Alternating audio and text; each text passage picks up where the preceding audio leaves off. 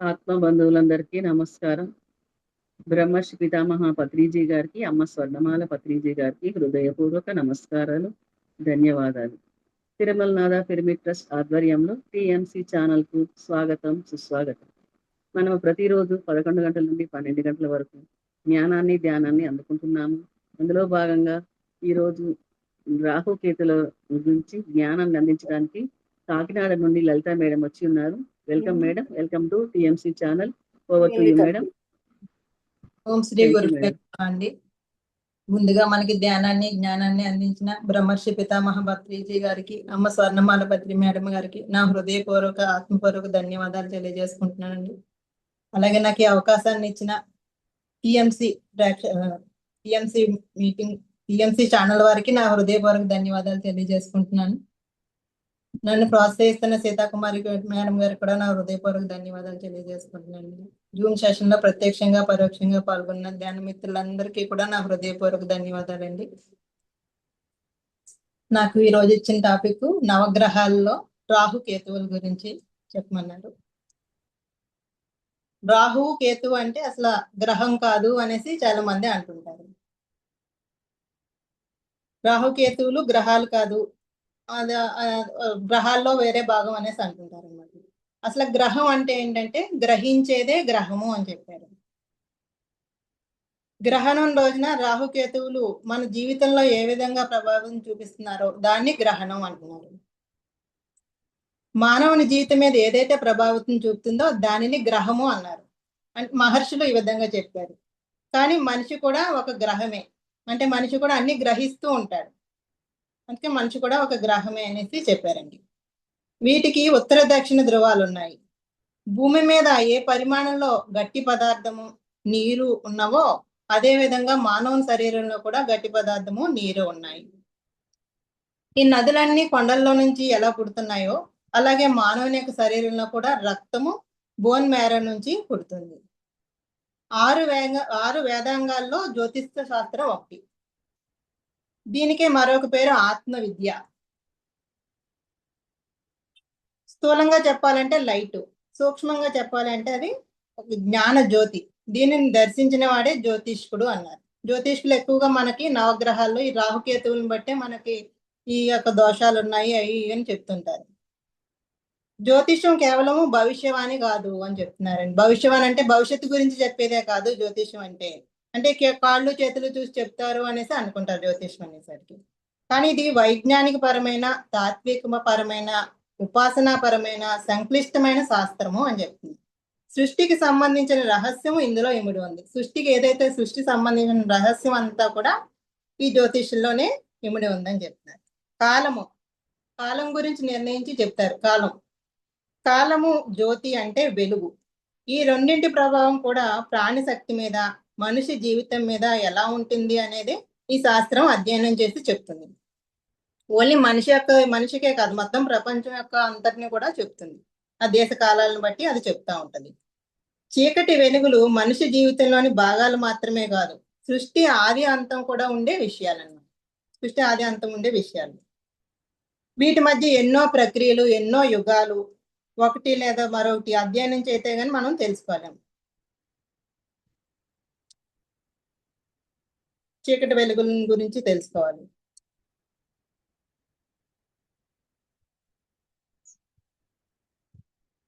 ఎన్నో యుగాలు, ఎన్నో ఎన్నో ఎన్నో ఎన్నో ఉన్నాయి. అన్నిటి నుంచి మనకి ఒకటి నుంచి ఒకటి అధ్యయనం చేస్తే గానీ మనం తెలుసుకోలేం. ఈ చీకటి గ్రహాలే ఈ రాహుకేతు గురించి చెప్తున్నారు. ఈ చీకటి గ్రహాలనే రాహుకేతువులు. రాహుకేతువులు అంటే అప్రకాశక గ్రహాలు. మీ సూర్యుడు, చంద్రుడు వీళ్ళంతా కూడా కాంతివంతంగా మనకి వెలుగునిస్తూ ఉంటారు. ఈ రాహుకేతువులు అనేవి అప్రకాశక గ్రహాలు అన్నారు. ఎందుకంటే అవి కనిపించవండి, చీకటిగా ఉంటాయి. గ్రహణం టైంలో 3 ఒక వరుసలోకి వస్తాయి. సూర్యుడు, చంద్రుడు, భూమి. ఈ ఒక వరుసలోకి వచ్చినప్పుడు ఒకరి నీడ ఒకరి మీద పడటం వల్ల అక్కడ సూర్యగ్రహణం, చంద్రగ్రహణం ఏర్పడుతుంది అనేసి మనకు సైంటిఫిక్ గా చెప్తారు. ఈ భూమి, సూర్యుడు, చంద్రుడు ఒకే లైన్ లోకి వచ్చినప్పుడు ఆ యొక్క సమయాల్లో అది దగ్గరగా వచ్చినప్పుడు వాటి యొక్క శక్తుల్లో మార్పు వస్తుందటండి. ఒకదాని శక్తి ఒకటి ఇచ్చిపుచ్చుకుంటా ఉంటాయి. దీనినే సిరంజి అన్నారు. ఆ సమయంలో ఏర్పడే నీడ ఈ ఇచ్చిపుచ్చుకోవడానికి ఒక మార్గం అవటం వలన ఒక ఛార్జ్ లాగా ఏర్పడుతుంది. అదే గ్రహణ కాలంగా చెప్తున్నారు. ఆ గ్రహణ సమయంలో ఇది ఆ ఛార్జింగ్ పనిచేస్తుంది. అందుకే మనకి గ్రహణ టైంలో మెడిటేషన్ చేస్తే ఎంతో శక్తివంతము అని చెప్తుంటారు.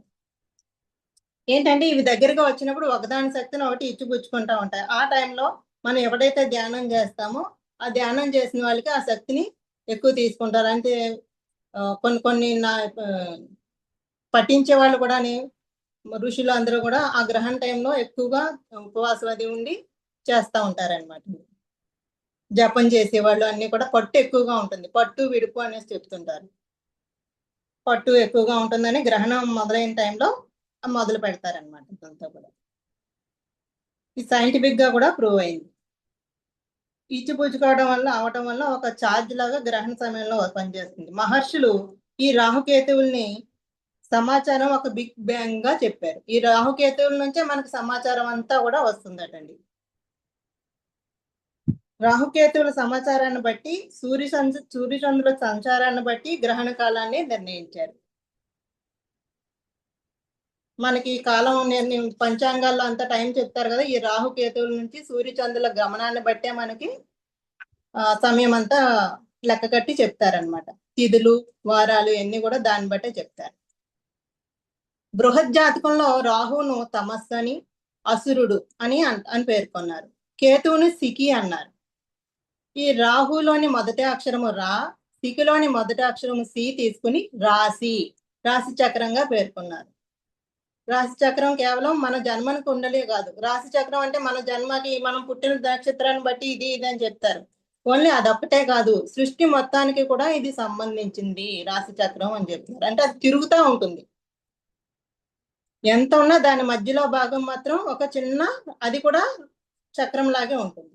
ఇదంతా కూడా మన సృష్టి మొత్తానికి సంబంధించిందిగా వాళ్ళు పేర్కొన్నారు. సృష్టిలో అతి చిన్నది అతి పెద్దది కూడా అనంతమే. అతి పెద్దది తీసుకున్న అనంతమే, అతి చిన్నది తీసుకున్న అనంతమే. అందుకనే పరమాత్మని ఆది మధ్యాంత రహితుడు అంటారు. ఆది అంతము లేనివాడు అని చెప్తారు.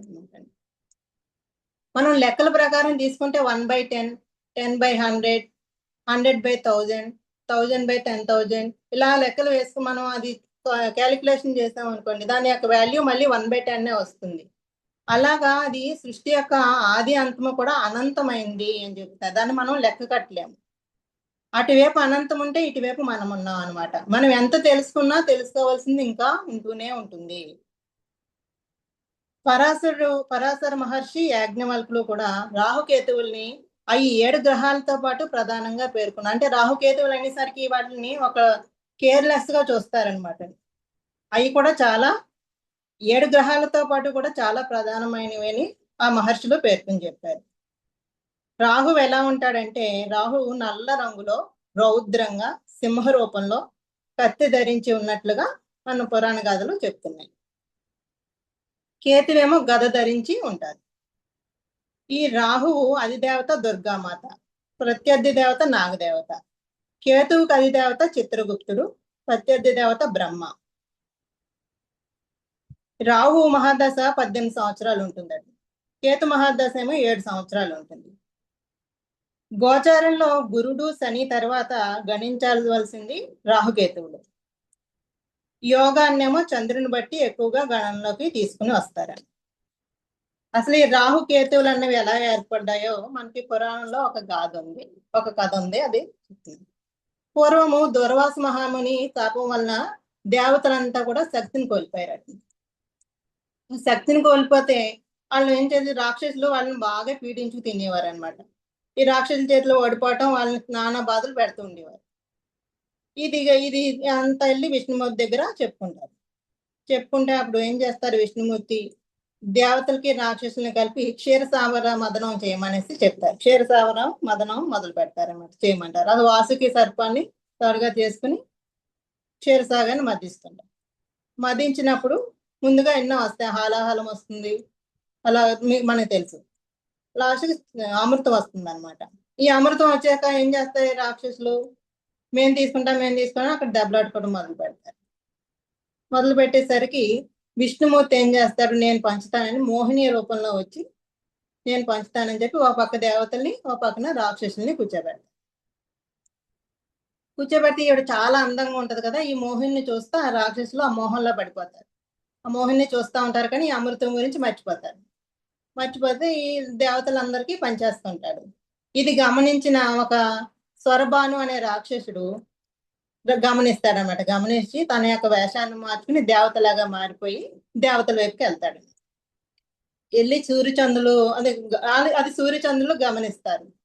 ఈ విష్ణుమూర్తి గమనించకుండా అమృతం వేసేస్తుంటారు.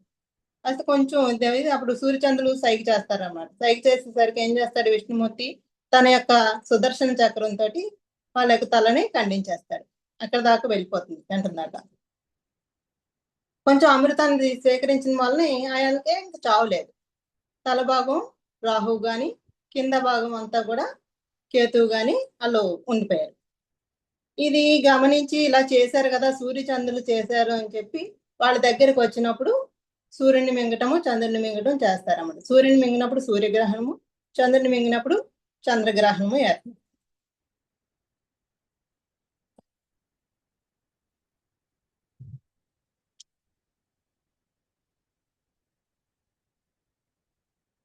ఆ గ్రహణం టైంలో ఏ విధంగా జరుగుతుంది అదంటే గ్రహణం టైంలోనంటే మనల్ని చూసుకుంటే మనలో అజ్ఞానం పేర్కొన్నప్పుడు ఈ గ్రహణం రాహుకేతువులు ఏర్పడ్డారన్నట్టుగా చెప్తున్నారనమాట. మా రాహుకేతువులు అన్ని కూడా మన పంచాంగాల్లో రాహుకాలం యమగండము అనేసి సూచిస్తూ ఉంటారు. వాళ్ళ యొక్క గమనాలను బట్టి రాహుకాలంలో మనం ఏ పనులు చేయొద్దంటారు. యమగండం ఉంది అని అవి చూసుకుని మనం చేస్తూ ఉంటాం. అయితే సూర్యచంద్రులు గుర్తుపట్టి దానికి ఏ విధంగా చేసిన వల్ల మింగేస్తూ ఉంటారు.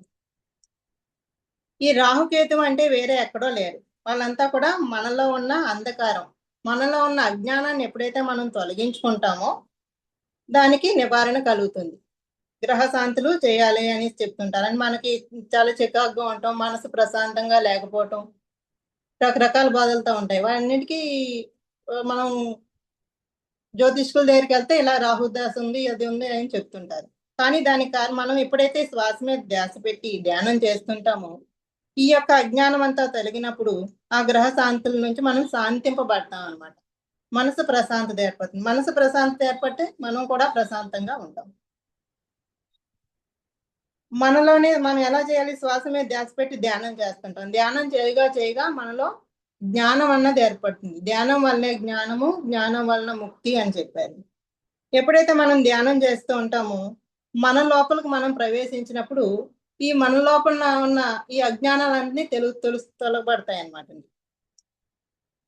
ఈ రాహుకేతువులు ఎలా ఉంటారు, మనకి భర్త రూపంలో ఉండొచ్చు, అత్త రూపంలో ఉండొచ్చు, కొడుకు రూపంలో, కూతురు రూపంలో, ఏదో ఒక రూపంలో వాళ్ళు మనల్ని బాధ పెడుతూ ఉంటారు. బాధ పెడుతుంటే ఏంటి, మనమే ఎన్నుకుని వస్తాం. అవి అన్ని కూడా మనం గత జన్మలో చేసినవన్నీ కూడా ఈ రూపంలో మనం తెచ్చుకుంటాం. వీళ్ళతో పీడించబడినప్పుడు మనలో మార్పు వస్తుంది. ఆ జ్ఞానం కలిగినప్పుడు అక్కడ ఆ పీడ తొలగిపోతుంది అన్నమాట. వాళ్ళు కూడా మనల్ని బాధించరు. నేనే తెచ్చుకున్నాను కదా అనే జ్ఞానం ఎప్పుడైతే మనం కలిగిందో నెమ్మదిగా మనలో మార్పు వచ్చినప్పుడు అటువైపు వ్యక్తులు కూడా మనల్ని బాధించడం తొలగిపోతుంది. ఇది తెలుసుకోకుండా ఏ ద్వేషభావంలో మనం ఉన్నప్పుడే వాళ్ళ నుండి మనం శాంతి కలుగుతుంది అన్నమాట. అది కాకుండా వాళ్ళు నన్ను పీడిస్తున్నారు అనేసి మన మీద వాళ్ళు ఇంకా ద్వేషం పెట్టుకున్నాం అనుకోండి, ఇది ఇంకా మనలో ఎక్కువ చీకటి పెరిగిపోతుంది. ఆ చీకటి పెరిగిపోయినప్పుడు ఇంకా ఎక్కువ బాధలు పెరుగుతూ ఉంటాయి. ఎప్పుడైతే మనకు ఆ జ్ఞానం కలుగుతుందో అక్కడి నుంచి ఆ గ్రహాలన్నీ కూడా మనకి అనుకూలిస్తాయి. అనుకూలించినప్పుడు మనలో శాంతి కలుగుతుంది.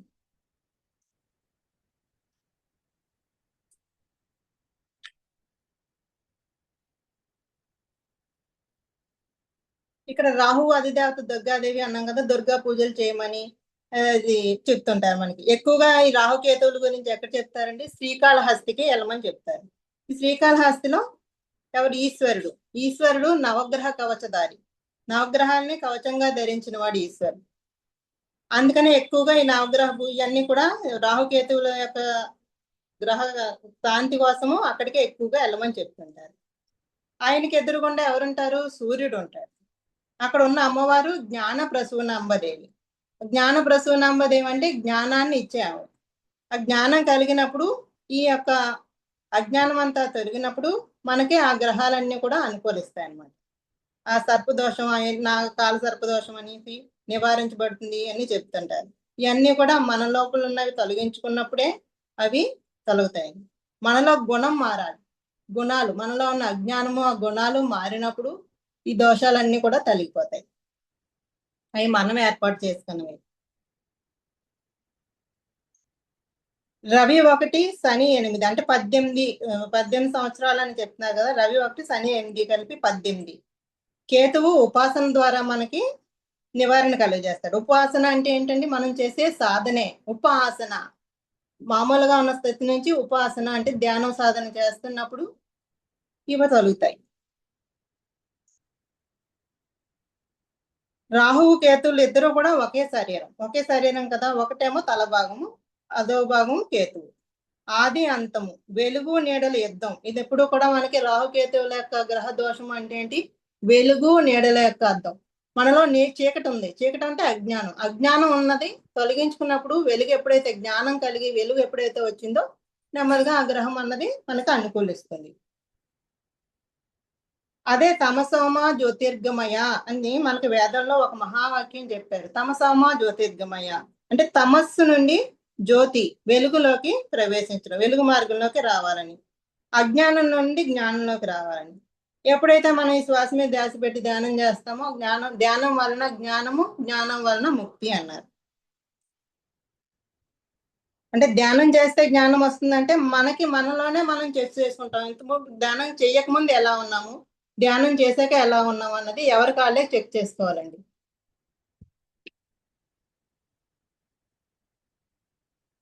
రాహుకేతు దోషము కాలసర్ప దోషము అంటుంటారు, కానీ ఈ దోషం కాదు, యోగము అని చెప్తున్నారు. రాహుకేతు యోగము దీనివల్ల మనిషి నిలకడలేకపోవటం ఎన్ని కలుగుతుంటాయి కదా, ఆ దోషాలు అనుకుంటారు. ఎప్పుడైతే ఈ యోగం మనలోకి వచ్చిందో నెమ్మదిగా మార్పు వస్తుంది. ఒకవేళ మనం పూజలు చేయించినా వాళ్ళు చూడండి ఇలా ఉండాలి, నాన్ వెజ్ తినకూడదు, ఒక పూటే తినాలి అని చెప్తారనమాట. జపం అంటే ఇన్ని రోజులు చేస్తారు, ఇన్ని వేల జపం చేయాలని చెప్తారు. ఆ జపాలు చేసినప్పుడు కూడా వాళ్ళకి కొన్ని పద్ధతులు ఏర్పాటు చేస్తారు. ఆ పద్ధతుల్లో ఉన్నప్పుడు వాళ్ళలో నెమ్మదిగా మార్పు వస్తుంది. అలాగే మనం మండలం రోజు 41 రోజులు ధ్యానం చేసినప్పుడు మనలో ఆటోమేటిక్ గా మార్పు వస్తుంది. ఇవన్నీ కూడా మార్పులు రావడానికి ఈ పూజలు ఇవన్నీ పెట్టారన్నమాట.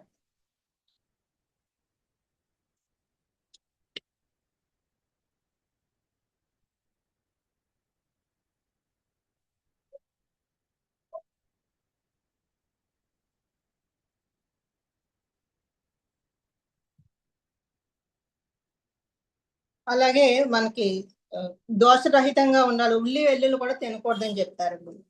ఈ ఉల్లి వెల్లుల్లి కూడా రాహు యొక్క రక్తంగా చెప్తున్నారు. రాహు యొక్క రక్తము ఉల్లి వెల్లుల్లి. నార్త్ సైడ్ రాహు వాళ్ళు నాన్ వెజ్ అనుకుని దాంతో సమానంగానే ఉల్లి వెల్లుల్లి కూడా తినరు. రాహు తల భాగం మాత్రమే ఉందంటే అందువలన అతను అన్ని కడుపులో నింపడం. తల భాగం ఒకటే ఉంది, ఇక్కడ వరకునే ఉంది కదండి. ప్రతిదీ కూడా కడుపులో దాకా వెళ్ళదు. ఎంత తిన్నా కొంతమందికి ఆశ ఎక్కువగా ఉంటుంది, ఎంత తింటానే ఉంటారు. అంటే ఈ రాహు దశ ఇవన్నీ ఉన్నప్పుడు వాళ్ళలో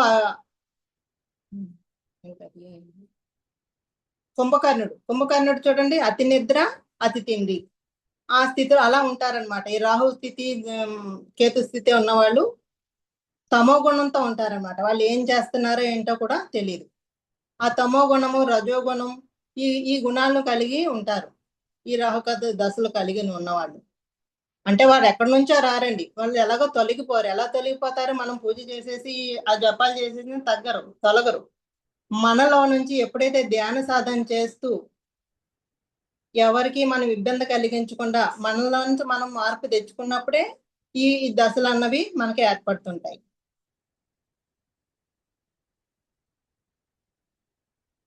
కొంతమంది రకరకాల వ్యసనాలతో ఉంటారు. ఇవన్నీ కూడా ఈ యొక్క ప్రభావమే, రాహుకేతువుల యొక్క ప్రభావం వల్లనే అంటున్నారు. ఎందుకంటే చీకటి అజ్ఞానంతో ఉంటారు, ఆ అజ్ఞానం తొలగాలి. ఇంకా ఎలా ఉంటారంటే పరాయిది, ఇతరులు ఇవన్నీ కూడా నావే అనేసి వాళ్ళకి ఉన్నవన్నీ కూడా నాకు కావాలని అరిషడ్ వర్గాలు కలిగి ఉంటారనమాట. అంటే మితిమీరి ఉంటారు అన్నిటిలో కూడా. అలా హిందువులు ముస్లింలు హిందువులు ఏంటి ముస్లింలు అంటే పడకుండా ఉంటారు, ముస్లింలు హిందువులు అంటే పడకుండా ఉంటారు. అంటే ఇక్కడ కూడా ఇది రాహు కేతువుల యొక్క ప్రభావం అనేసి చెప్తున్నారు. ఎందుకు చేస్తున్నాడో ఏంటో తెలియదు. అది కూడా అది కావాలి ఇది కావాలి అన్ని ఎంతసేపు ఎక్కువ కోరికలు కలిగి ఉంటారు. మనకు ప్రతిసారి కూడా ఎల్లుల్లి వద్దన్నారు, ఎందుకంటే అది తిన్నప్పుడు కోరికలు ఎక్కువగా అది పెంచేస్తుందట. ఉల్లి వెల్లుల్లి మనిషి విపరీతమైన ఆలోచనలతోటి కోరికలతోటి పెరిగిపోతుంది. ఎక్కువగా అది తిన్నప్పుడు వెల్లుల్లి తిన్నప్పుడు ఆ కోరికలు ఎక్కువ పెరుగుతుంటాయి. అది వెల్లుల్లి యొక్క రసమే ఆయన యొక్క రక్తంగా ఇక్కడ చెప్పడం జరిగింది అనమాట. ఈ సాధన చేసేటప్పుడు ఏకాగ్రత కుదరదటండి. వెల్లుల్లి తినటం వల్ల వారు సాధనలో నిలకడగా ఉండలేరు. రాహుకి మనం తినే ఆహారానికి దగ్గర సంబంధం ఉంది, మనం తినే ఆహారానికి రాహుకి దగ్గర సంబంధం ఉంది అనేసి చెప్తున్నారు.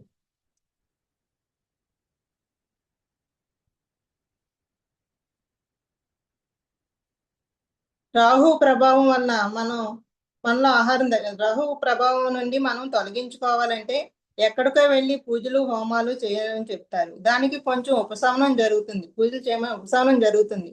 ఎలాగంటే మనం జ్వరం వచ్చినప్పుడు టాబ్లెట్ వేసుకుంటే ఎలా తొలుగుతుందో అలాగా. కానీ శాశ్వత పరిష్కారం కావాలంటే మనం శ్వాసను గమనిస్తూ యోగక్రియలు చేస్తున్నప్పుడు, ఈ ధ్యానం చేస్తున్నప్పుడు కేతువు యొక్క ప్రభావం తగ్గుతుందట. ఎందుకంటే మనం శ్వాసను గమనిస్తాం, ఈ ఆలోచనలు నెమ్మదిగా తగ్గుతాయి. తగ్గినప్పుడు ఈ యొక్క కేతువు యొక్క ప్రభావం తగ్గుతుంది అని చెప్తున్నారు. రాహు కేతువు రెండు ఖర్చు అయినప్పుడు మనకు ఇబ్బంది లేకుండా ప్రశాంతత అన్నది వస్తుంది.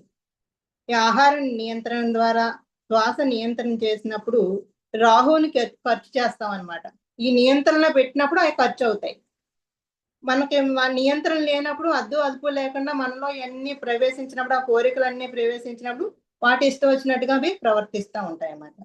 ఈ రాహు మహర్దశ అంతర్దశని తగ్గించుకోవాలి అంటే దీనికి వేరే మార్గం అంటే ఏదీ లేదు, ధ్యాన సాధన ఒక్కటే దీనికి మార్గము అని చెప్తున్నారు.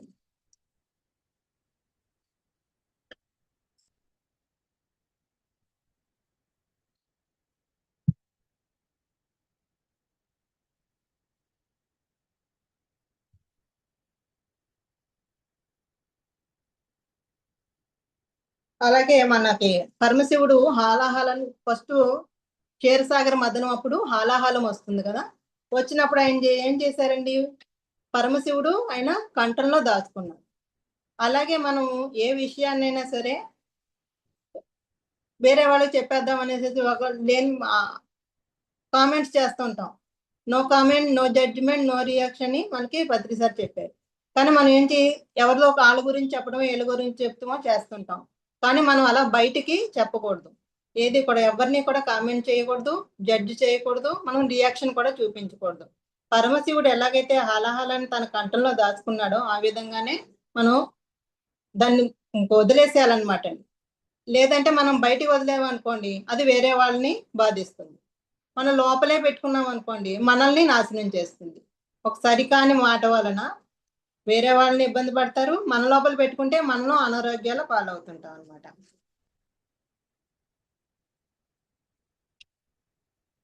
మన మాటల విషయాల్లో మనము చాలా జాగ్రత్తగా ఉండాలి. మనం మాట్లాడేమంటే మన మాట ఒకరికి ఇతరులకు ఉపయోగంగానే ఉండాలి, మనకు ఉపయోగకరంగానే ఉండాలి. లేకపోతే దోషరహితంగా ఒక మాట కూడా మనం మాట్లాడకూడదు.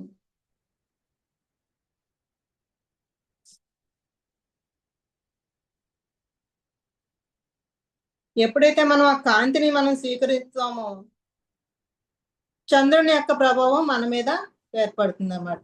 చంద్రుడు ఎప్పుడు కూడా కాంతివంతంగా ఉంటాడు. ఆ కాంతి మనలోకి ప్రవేశించినప్పుడు, సూర్యుని యొక్క కాంతి ప్రవేశించినప్పుడు ఈ రాహుకేతుల యొక్క చీకటి అన్నది తొలగిపోతుంది. అప్పుడు మన దశ బాగుంది అంటారు. బాగుంది అంటే ఎక్కడి నుండి వస్తుంది, మనలో మార్పు వస్తే గాని ఎక్కడ మనం బయట ఎంత తిరిగినా కూడా ఏ మార్పు మనం సాధించలేము. ఇది పూర్వకాలం తెలియక ఇంక గ్రహ శాంతులు అని చెప్పేవారు. అప్పుడు చాలా పద్ధతిగానే ఉండేవి. ఇప్పుడు మనుషులు పెరిగే కొలది వాళ్ళ గుణాల్లో మార్పు వచ్చింది. ఇప్పుడు మళ్ళీ మనకి సత్యోగం రాబోతుంది కాబట్టి మనుషుల్లో గుణాల్లో మార్పు వస్తుందండి. పూర్వకాలంలాగా ఉండట్లేదు, అందరూ కూడా చాలా మంచిగా మారుతున్నారు. ఈ జ్ఞానం అన్నది ఎక్కడ పడితే అక్కడే వినిపిస్తుంది.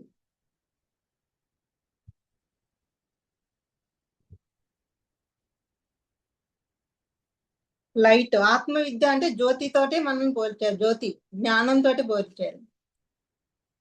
జ్ఞానాగ్ని దగ్ధ కర్మాణం అనేసి మన కృష్ణ పరమాత్మ చెప్పారు.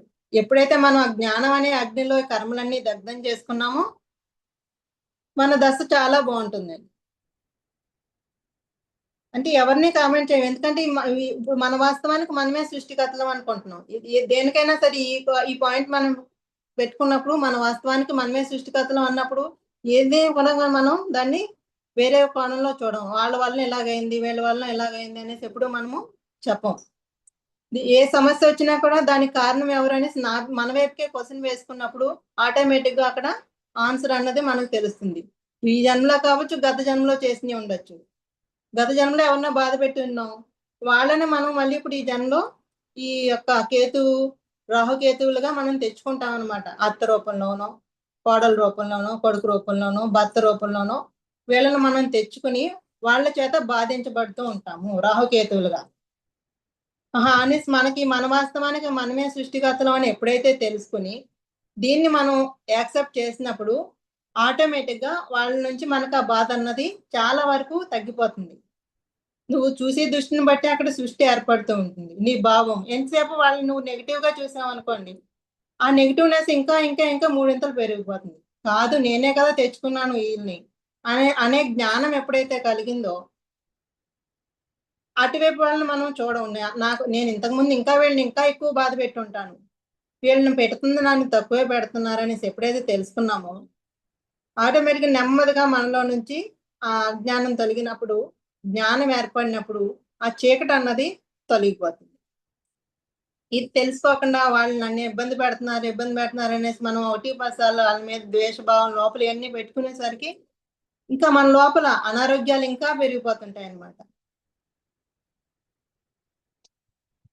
ఆ టెన్షన్ పెట్టుకున్నప్పుడు మన లోపల ఏమవుతుంది, అల్సర్ అన్నది ఏర్పడుతుంది. దాని నుంచి ఒకటి బీపీ, షుగరు, ఇవన్నీ అనారోగ్యాలకి కారణం మన యొక్క మనస్సు చేసే ఆలోచనలే.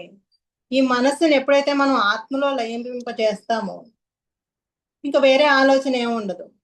నీ ఎదుటి వ్యక్తి కూడా పరమాత్ముడే, నువ్వు పరమాత్మే, ఎదుటి వ్యక్తి పరమాత్మే అని తెలుసుకున్నప్పుడు ఇంక ఎవరు వేరుగా చూడవు. నీలో భాగంగానే చూసినప్పుడు ఆ బాధ అన్నది తొలుగుతుంది. ఆ జ్ఞానం అన్నది కలిగినప్పుడు ఆ జ్ఞానం అనే అగ్నిలోనే కర్మలన్నీ కూడా దగ్ధమవుతున్నాయి. ఇదివరకు వాళ్ళ వల్ల ఎలాగైపోయాం, వీళ్ళ వల్ల ఎలాగయ్యాం అని వేరే వాళ్ళని మనం ఒకవేళ చూపించేవాళ్ళం. ఒకవేళ చూపిస్తే ఈ 4 వేళ్ళు మన వైపే చూపిస్తుంది. కారణం నేనే అనేసి ఎప్పుడైతే తెలుసుకున్నావో నీలో నెమ్మదిగా ఆ చీకటి అన్నది తొలగిపోయి వెలుగు ప్రకాశిస్తుంది. వెలుగు ఎప్పుడైతే ఉందో ఇంక చీకటి రావడానికి ప్రవేశం ఉండదండి. అప్పుడు నీ యొక్క లైఫ్ అంతా కూడా చక్కగా వెలుగుగా ఉంటుంది.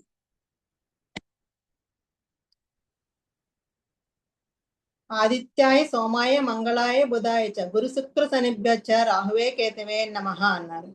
ఆదిత్యుడు సూర్యుడు చంద్రుడు అందరూ కూడా వెలుగుతూ ఉంటారు. వీళ్ళు ఈ 2 గ్రహాలు వీటి మధ్యలో ఉంటాయి. ఎప్పుడైతే వీళ్ళు చీకటి భాగంలో ఉన్నారు కాబట్టి ఆ చీకటిని తొలగించినప్పుడు ఈ గ్రహాల యొక్క ప్రభావం మన మీద ఉండి మనం చక్కగా వెలుగు అందుతూ ఉంటాం అన్నమాట, ప్రకాశవంతంగా ఉంటాము. ఈ యొక్క గ్రహాలకే కాదు మన యొక్క జీవితాన్ని ఈ గ్రహాలతో పోల్చారు.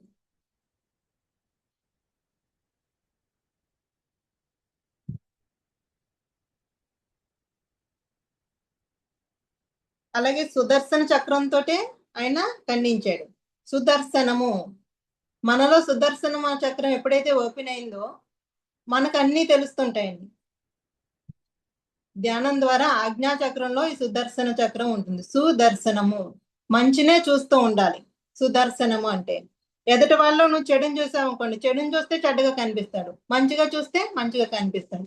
సుదర్శనం చేయాలి, మంచినే చూడాలి. ఎదుటి వ్యక్తిలో మంచిని చూసినప్పుడు నీకు ఇంకా నీ లోపల మంచి పెరుగుతూ ఉంటుంది. ఎదుటి వ్యక్తిలో చెడుని చూస్తే చెడే కనిపిస్తుంది. సుదర్శనమే ఉండాలి మనకి ఎప్పుడు కూడా. సుదర్శన చక్రాన్నే మనం చూస్తూ ఉండాలి.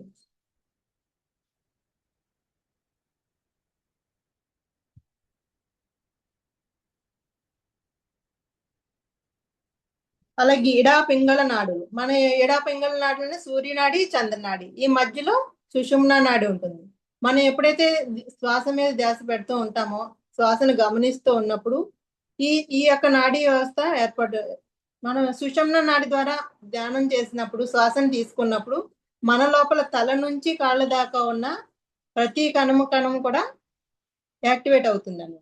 ఇదంతా మనం కళ్ళు మూసుకున్నాము, ధ్యానం వలన ఏదో అవుతుంది, ఏదో అవుతుంది అనుకుంటాం కానీ ఎప్పుడైతే మనం యొక్క శ్వాస సుషుమ్నా నాడి ద్వారా మనం తీసుకుంటామో, అది భ్రూమధ్యంలో ఇక్కడ ముక్కు చివర ఉన్నది భ్రూమధ్యంలోకి తీసుకున్నప్పుడు ఇది పైకి వెళ్ళి కింద దాకా ప్రవేశిస్తుంది. కింద నుంచి మళ్ళీ పై దాకా ఈ శ్వాస ప్రవహించి ఊపిరితిత్తుల్లోకి చేరి లోపల సరికానిది ఏదైతే ఉందో అది బయటకు వస్తుందండి. సరికానిది మనకి నిశ్వాస ద్వారా బయటకు వస్తుంది. మనం తీసుకునే శ్వాస ఉచ్ఛ్వాస ద్వారా లోపలికి వెళ్ళి సుషుమ్నా నాడి ద్వారా లోపల శరీరంలో ప్రతి కణకణాన్ని టచ్ చేసుకుని ఊపిరితిత్తులో సరికానిది ఏదైతే ఉందో అది నిశ్వాస ద్వారా బయటకు వస్తుంది. బయటకు వచ్చినప్పుడే మన ఆరోగ్యం బాగుంటుంది. ఎందుకు బాగుంటుంది? లోపల సరికాని అన్ని ఆలోచనలు ఏంటి, ఒకసారి సరికాని ఆలోచనలు వస్తుంటాయి. అప్పుడు వాటిని అన్నింటినీ కూడా మనం తొలగించేసుకుంటా ఉండాలి. తొలగించినప్పుడు మంచి ఆలోచనలు కూడా వస్తాయి. దాన్ని మనం స్వీకరిస్తూ ఉండాలి. మనస్సు ఆత్మలో లయం అవుతుంది. మనోలయం అయినప్పుడు మనము నిశ్చల స్థితిలో ఉంటాం. ఆ నిశ్చల స్థితిలోనే ధ్యాన స్థితి కుదిరి మనం ఆ జ్ఞానాన్ని స్వీకరిస్తూ ఉంటాం అన్నమాట అండి.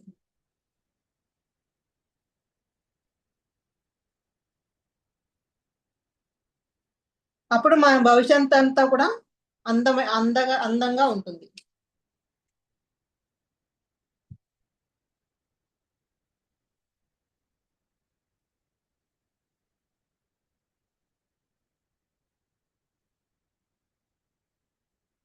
కాలము అంటే మనకి సమయాన్ని మనం సద్వినియోగం చేసుకోవాలి. సమయమే సాధన.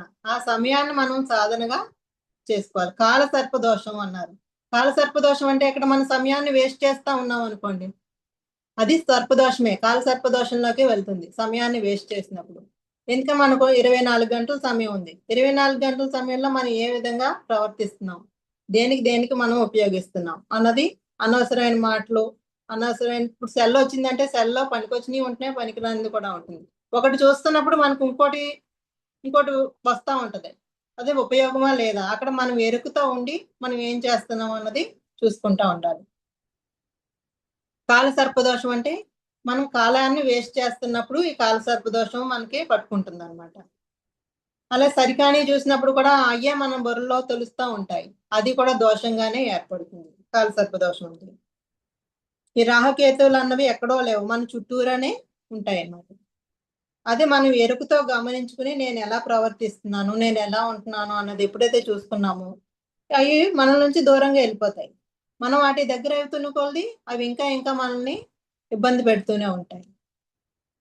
అంటే మనల్ని మన ఎరుకతోటి వాటిని అన్నిటిని కూడా మనం దూరం చేసుకోగలుగుతాం. అంతేకాని వాళ్ళు ఎక్కడో పైనుండి మనల్ని అజమాయిషీ చేస్తారు, మనల్ని ఇబ్బంది పెడతారు అంటూ మనం అసలు అలాంటి ఆలోచన చేసుకోవద్దు. మన చుట్టూరే ఉంటారు. నేను ఏ విధంగా ప్రవర్తిస్తున్నాను అని మనం పడుకునేటప్పుడు చూసుకోవాలి. ఈ రోజంతా నేను ఎలా ఉన్నాను. పడుకునేటప్పుడు మనం గమనించుకున్నాం అనుకోండి, ఓహో ఈ రోజు ఇలా చేసుకున్నాం అని మళ్ళీ మనం బాధపడక్కర్లేదు. ఓహో తెలుసుకున్నాం కాబట్టి ఇది మళ్ళీ రిపీట్ చేయకూడదు. నెక్స్ట్ డే రిపీట్ చేసుకోకుండా మనం ఉన్నప్పుడు ఆ దోషాలు నెమ్మదిగా మన నుంచి తొలగిపోతూ ఉంటాయి. మన ఎరుకే మనకి జ్ఞానాన్ని చూపిస్తుంటది. అందుకే నవవేద ధర్మాల్లో మనకు చెప్తారు సమయమే సాధన, జీవుడే దేవుడు. జీవుడే దేవుడు, దేహమే దేవాలయం, సమయమే సాధన, శ్వాసే గురువు. సహనంతో ఉండాలి. సహనము ప్రగతి అన్నారు. సహనం ఎప్పుడైతే మనం సహనంతో ఉన్నాం అంటే ఇప్పుడు మనకు సమస్యలు వస్తాయండి. వచ్చినప్పుడు ఆ సహనంతో దాన్ని ఓర్పుగా మనం చూసినప్పుడు ప్రగతిలోకి వెళ్తాం అన్నాం.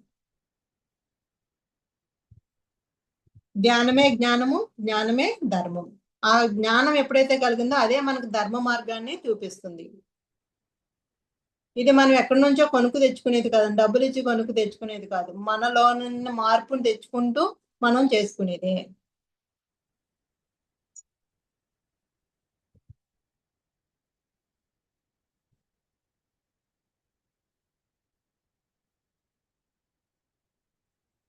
ఈ సృష్టి మొత్తానికి సంబంధించింది అన్న సృష్టిలో మనము ఉన్నాం, మనతో పాటు సృష్టి ఉంది. సృష్టి అంటే ఎక్కడ మనమే సృష్టించుకుంది. ఇప్పుడు మనం ఒక ఆలోచన సృష్టిస్తాం, ఆలోచన ఏమవుతుంది, అది భావం, మన భావంలో ఉన్నదే బాహ్యంలోకి వస్తుంది. ఆ బాహ్యంలోకి వచ్చి అది ఎలాగా మనం మేనిఫెస్ట్ అవుతుంది అన్నది కూడా మనం ఆలోచనలో నుంచే కట్ చేసేసాం అనుకోండి, అది సృష్టిలోకి రాదు. సృష్టి, స్థితి, లయ అన్నారు. అప్పుడు నీకు సరే ఆలోచన వస్తున్నప్పుడే సరైందా కాదా అన్నది నీ లోపలే నువ్వు సరి చేసుకున్నప్పుడు, అది బయటకు వచ్చినప్పుడు నువ్వు ఒక మంచి ఆలోచన ఆలోచించావు అనుకోండి, అది నీకు మంచిగా మేనిఫెస్ట్ అవుతుంటది. నువ్వు సరికాని ఆలోచన ఆలోచిస్తే అది ఎక్కడ నుండి వచ్చింది, నీ లోపల నుంచే వచ్చింది. నీ లోపల నుంచే వచ్చి స్థితిలోకి వస్తుంది. సృష్టి, స్థితి, లయం. సృష్టికర్త బ్రహ్మ, స్థితికర్త విష్ణుమూర్తి, లయకర్త శివుడు. అని ఆ సృష్టించేది మనమే, స్థితిలో ఉంచేది మనమే, లయం చేసేది మనమే. అందుకని మనం ఎలాంటి ఆలోచన సృష్టించాము, దాన్ని స్థితిలోకి తీసుకొచ్చాము, మళ్ళీ లయం చేయాలి. సరికానిదంటే మళ్ళీ లయం చేయడానికి కూడా కారణం మనమే. బ్రహ్మ, విష్ణు, మహేశ్వర్లు ఎవరు కాదు, మనమే, మన లోపలే ఉన్నారు. మనం సృష్టించేది, స్థితిలో ఉంచేది, లయకారం చేసేది. మంచిది అనుకోండి, దాన్ని స్థితిలో ఉంచుతున్నాం. సరికానిది అనుకోండి, మళ్ళీ దాన్ని లయం చేస్తున్నాం. ఒక మాట అయినా అదే, ఒక చేసే పని అయినా కూడా అంతే. చేసే పని ఎలా ఉండాలి, త్రికరణ శుద్ధిగా ఉండాలి. మనం ఎలాంటి ఆలోచన ఆలోచిస్తున్నామో అలాంటి ఆలోచనే బాహ్యంలోకి రావాలి. మనస వాచ కర్మణ, మనసులో ఏదైతే ఉందో మాటల్లో కూడా అదే ఉండాలి, చేతల్లో కూడా అదే చూపించాలి. చేసేది ఒకటి, చెప్పేది ఒకటి, ఆలోచించేది ఒకటి ఉండకూడదు. త్రికరణ శుద్ధితో ఎప్పుడైతే ఉన్నామో నీలో సిద్ధత్వం అన్నది వస్తుంది. ఒక మాట అంటే అది జరిగిపోతుందంటే నువ్వు త్రికరణ శుద్ధిగా ఉన్నప్పుడు అందులో సిద్ధత్వాన్ని పొందుతున్నావు. ఆ త్రికరణ శుద్ధి కలిగినప్పుడు మరి మనం సరికాల ఆలోచించినప్పుడు ఆ సిద్ధత్వం జరిగిపోతుంది. అందుకు నువ్వు సరి అయిన ఆలోచనే ఆలోచిస్తూ ఉండాలి.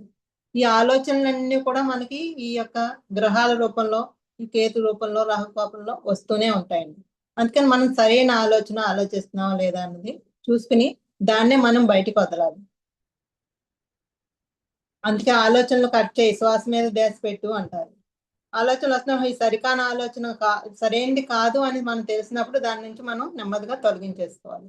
తొలగించుకుని శ్వాస మీద ధ్యాస పెట్టాలి. పెట్టినప్పుడు సరైన ఆలోచన అంటే ఇప్పుడు ఏదో మంచి పని చేయాలనుకుంటున్నావు, ఒక ధ్యానం ఎవరికో చెప్పాలనుకుంటున్నావు, అది సరైన ఆలోచన. దాని గురించి నువ్వు ఆలోచించు, ఇలా చేయాలి ఇలా చేయాలి.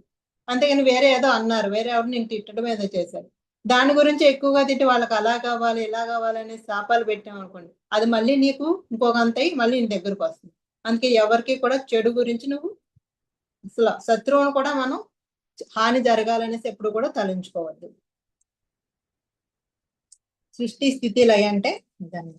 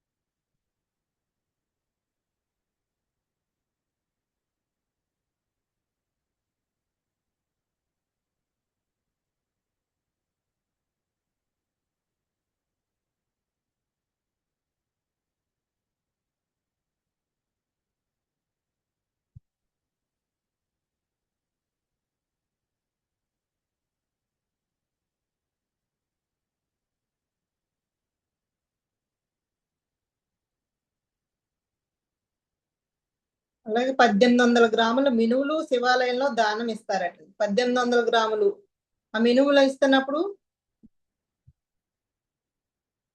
ఉపాసన చేస్తుంటారు, దుర్గాదేవి ఉపాసన చేస్తుంటారు, ఈ రాహు బాధించడని. ఇవన్నీ కూడా నల్లటియే ఇస్తారు.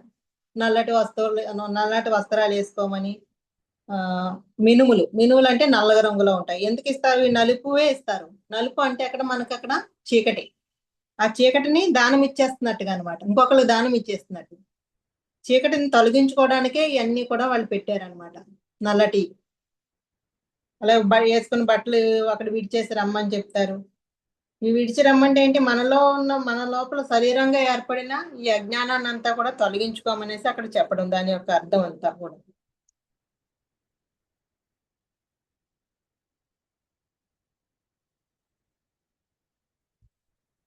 ఆది అంతము వెలుగు నీడల యుద్ధం అన్నారు. మన లోపలికి ఈ జ్ఞానం వచ్చేస్తుంటే మనసు ఏం చేస్తుంది, ఎక్కడెక్కడ మారిపోతారు అని చెప్పి ఏదో రూపంలో మనకి చూపిస్తానే ఉంటది ఆ నీడని. ఆ నీడలోకి మనం వెళ్ళిపోతుంటాం. మాయ అన్నది మన చుట్టూరే ఉంటదండి. మనం ఎప్పుడైతే ఎరుక లేకుండా ఉన్నామో ఆ మాయలో పడతాం. ఆ మాయలో పడి మళ్ళీ దాని వెనక వెళ్ళిపోతుంటాం. ఎవరో ఏదో చెప్తారు, దాని వెనకాల వెళ్తుంటాం. ఇది నేను చేస్తున్న కరెక్టే అన్నప్పుడు నువ్వు 100% దాన్ని గమనిస్తూ అలా ఉన్నప్పుడు నీకు ఎవరు ఏమి హాని చేయలేరండి. ఒకటి పట్టుకున్నప్పుడు దాంతోటే ఉండాలి అంతే. ఇంకోటి ఇన్ని రకాలుగా చేసిన మనసు రకరకాల అల్లకల్లోలంగా ఉంటుంది. అల్లకల్లోలం నుంచి మనం సరైనది ఏది ఎన్నుకున్నామో దాంట్లోనే ఉండాలి. దాని ప్రకారమే నడుచుకుంటూ వెళ్ళినప్పుడు నీకు తప్పకుండా సహనంతో నువ్వు ఓర్పుతో ఉన్నప్పుడు నీకు కావాల్సింది నీకు లభిస్తుంది. అలాగే నీ రకరకాల మనసు పెట్టే ప్రలోభాల్లో మాయలో పడ్డామంటే మళ్ళీ మొదలుకు వచ్చేస్తాం.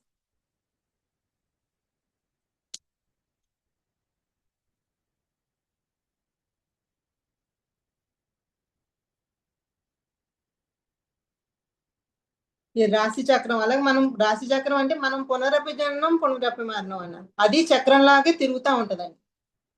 ఇది కూడా రాశి చక్రం ఎందుకు పెట్టారంటే మళ్ళీ మొదటికే ఎక్కడి నుంచి వెళ్ళామో అక్కడి నుంచి వస్తూ ఉంటుంది. మార్పు అన్నది జరుగుతూ ఉంటది, మళ్ళీ ఇందులోకి వెళ్తా ఉంటాం. ఈ రాశి చక్రం అన్నది దృష్టి ఏంటి, చక్రం ఎలా తిరుగుతూ ఉంటుందో మన యొక్క స్థితి కూడా అలా తిరుగుతానే ఉంటుంది. మన జన్మ కుండలి కాదు, సృష్టి మొత్తానికి సంబంధించింది అని చెప్తున్నారు. సృష్టి అంతా ఎలా ఉందంటే అతి పెద్దది ఉంది, అతి చిన్నది ఉంది, కానీ దానికి మొదలు చివర లేదు.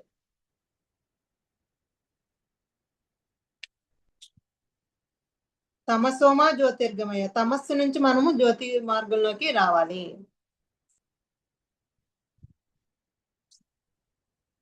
Okay madam. ఓకే మేడం, చాలా బాగా చెప్పారు. థ్యాంక్ యూ మేడం, ఎంత వివరంగా వివరించారు మేడం. కొద్దిసేపు మెడిటేషన్ లో కూర్చున్నాం. సరే. చాలా చాలా ఉంది మేడం, ఇంత జ్ఞానం ఉంది ఇంట్లో రాహుకేతులు.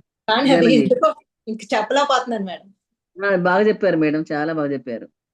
ఇదివరకు ఒకసారి లావణ్య మేడం గ్రూప్ లో కూడా వచ్చారు కదా మీరు? వచ్చానండి.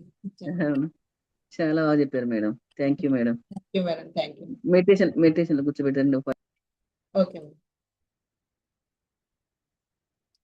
ఓకే, అందరం మెడిటేషన్ లో కూర్చుందామండి. వేళల్లో వేలు పెట్టుకుందాం, కాళ్ళు రెండు క్రాస్ చేసుకుందాం, కళ్ళజోడు ఉంటే తీసేద్దాం. శ్వాస మీద ధ్యాస. సహజంగా జరుగుతున్న మన ఉచ్ఛ్వాస నిశ్వాసాలని గమనిస్తూ కూర్చుందాం.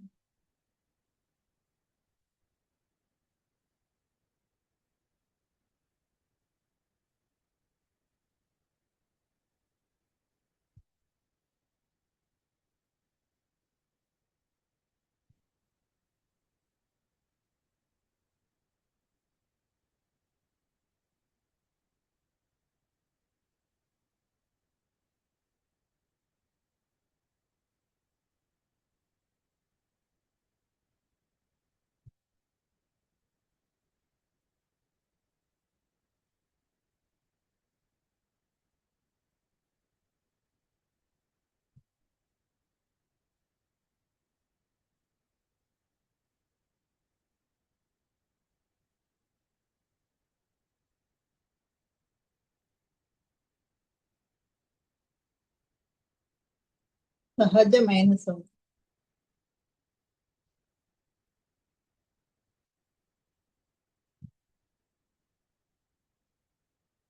ముక్కులోని గారి ముక్తికి మరి దారయ్య అన్నారు.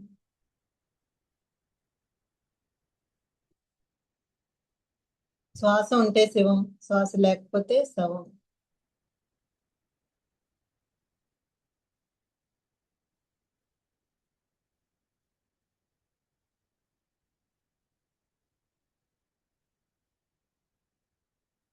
రాశి చక్రాలు అన్నారు. మన లోపల ఎన్నో చక్రాలు ఉన్నాయి. మూలాధారం, స్వాదిష్టానం,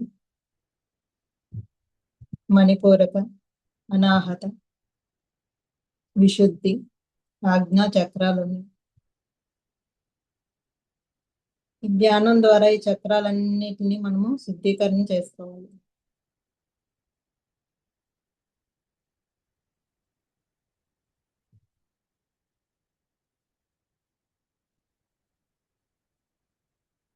ఎప్పుడైతే మనం ధ్యానం చేస్తుంటామో మన యొక్క శ్వాస మూలాధారం నుంచి సహస్రారం దాకా వెళ్తుంటుంది.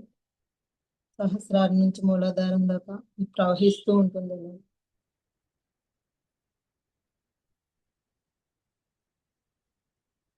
ఈ శ్వాస ప్రక్రియలో సరికాని ఏవైతే ఉన్నాయో అన్ని కూడా మన యొక్క నిశ్వాస ద్వారా బయటకు వచ్చేస్తూ ఉంటాయి. ఇలా ధ్యాన సాధన చేయగా మన లోపల ఉన్న చక్రాలన్నీ కూడా శుద్ధీకరణ జరుగుతుంది.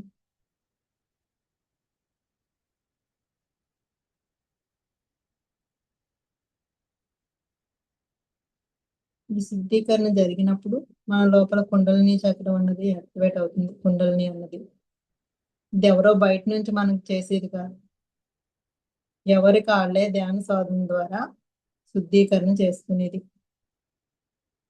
వాళ్ళ ప్రవర్తనలో గుణాలలో మార్పు వచ్చినప్పుడు ఇవన్నీ కూడా శుద్ధీకరణ జరుగుతాయి.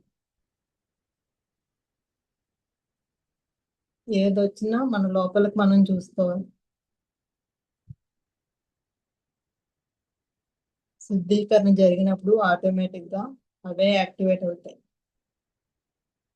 వాటి గురించి ప్రత్యేక సాధన ధ్యానం వాటి గురించి సంకల్పించి ధ్యానాలు చేయక్కర్లేదు.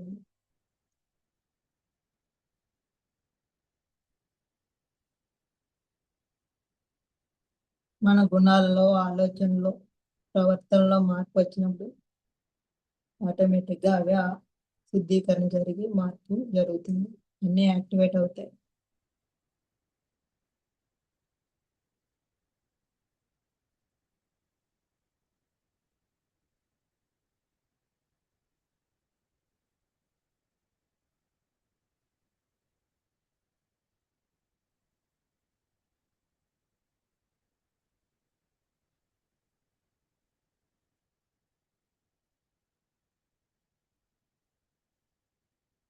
మూలాధార, స్వాదిష్టాన, మణిపూరక, అనాహత, విశుద్ధి, ఆజ్ఞా వరకు చక్రాలు. సహస్రారం అన్నది స్థితి. ఆ స్థితికి చేరినప్పుడు మనకి ఇంకా జన్మ అంటూ ఉండదు.